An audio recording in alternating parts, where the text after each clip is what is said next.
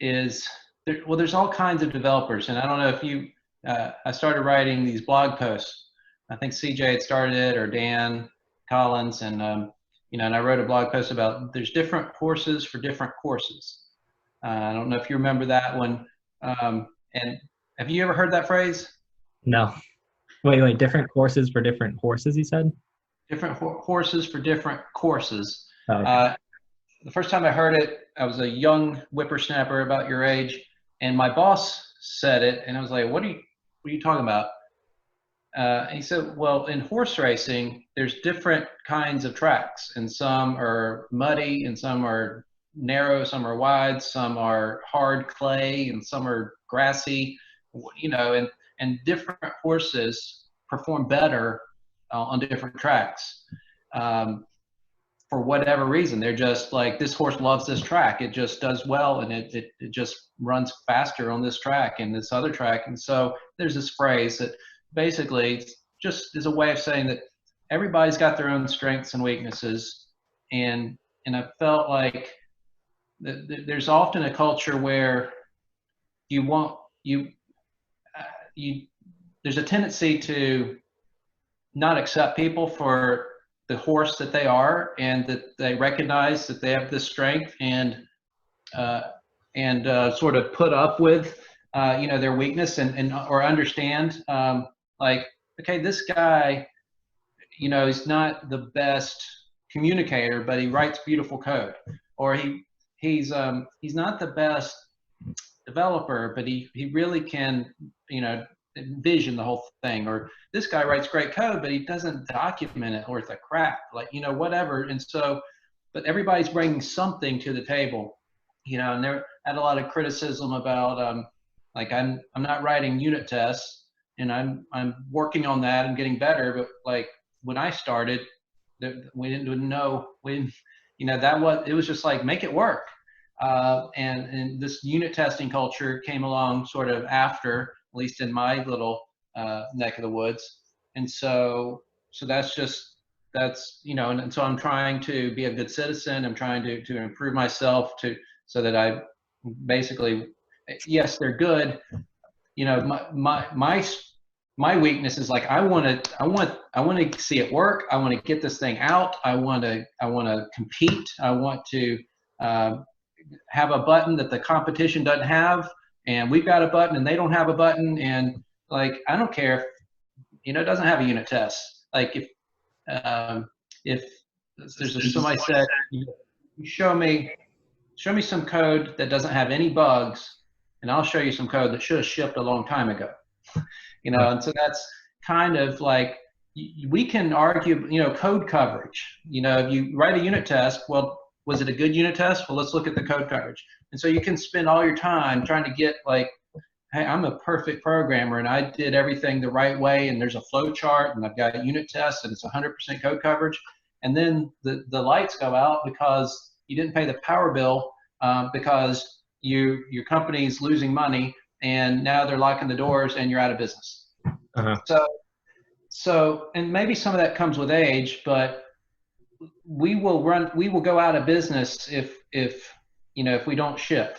And so I'm more interested in shipping software and competing, but I've got to coexist with other developers. I need to earn their respect, and I can't run roughshod over them.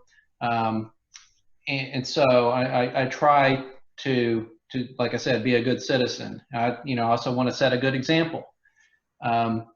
One thing that is also common is developers do not like to be told what to do. And that was so true at Uptake. And what I find is it depends on how you staffed. Did you ramp, did every person you hire, did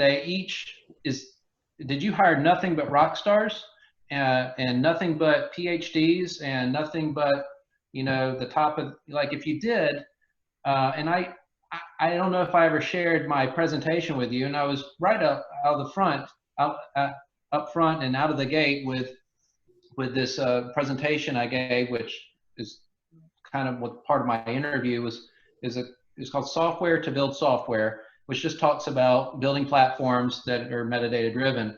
And I gave this analogy of the Bugatti Veyron, this car that's an awesome car, and there's craftsmen, highly paid, highly skilled craftsmen.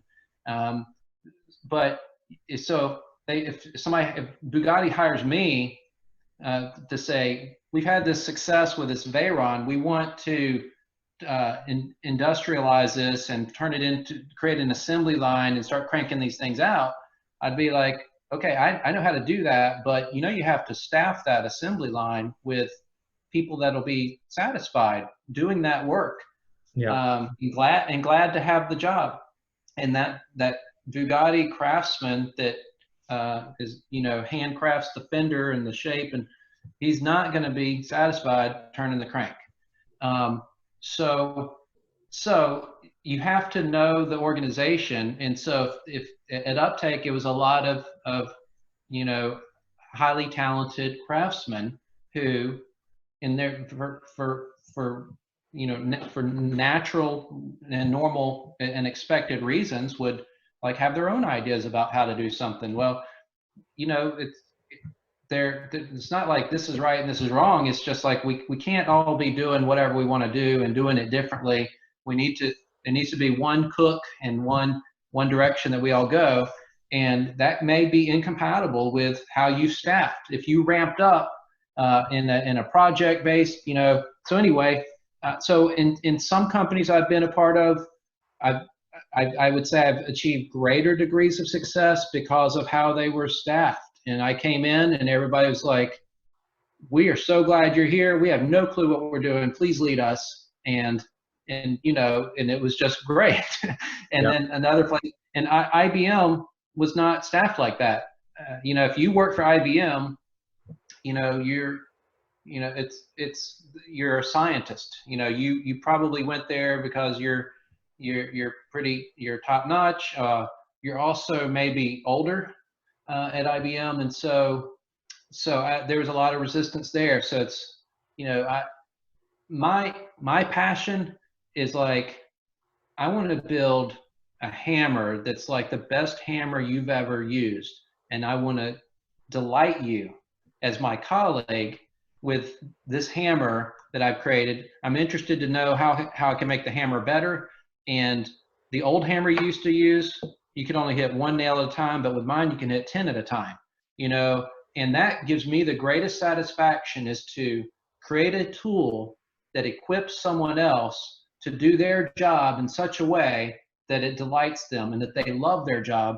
And what would be more gratifying? It's like a cook.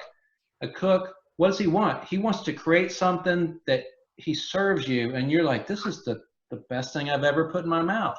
Are you sure you did this by yourself? And you only used 3 ingredients. I mean, so to me, it's like, why? I think everyone should be driven that way. But so that's been my passion my whole life. Yeah.